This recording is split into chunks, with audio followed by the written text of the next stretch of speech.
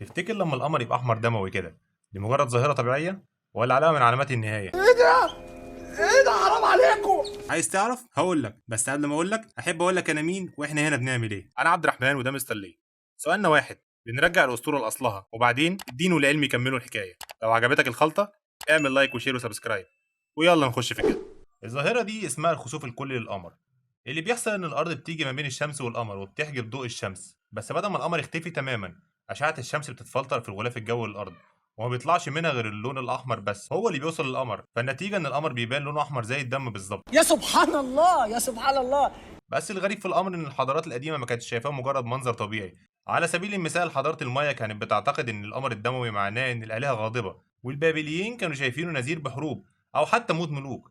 حتى في العصور الوسطى الناس كانوا بيربطوا علامه ظهور القمر الاحمر دي بانتشار الاوبئه او نهايه العالم حتى. العلم بيقول القمر الدموي مجرد لعبة ظل والنور بين الأجرام السماوية، لكن البشر من آلاف السنين شافوه كرسالة جاية من السماء. قولي في الكومنتات انت ايه رايك في الكلام ده. ولو وصلت لحد هنا يبقى عجبك الفيديو، واللي يعجبه الفيديو يدوس لايك، والاعجاب يتحول لاهتمام، والاهتمام يعني تشاركنا في التعليقات. ولو انت جديد معانا فعل الجرس وتابعنا وشوف الفيديوهات القديمه واستنى الجديد. كان معكم عبد الرحمن صالح وهنا مستليه. سلام.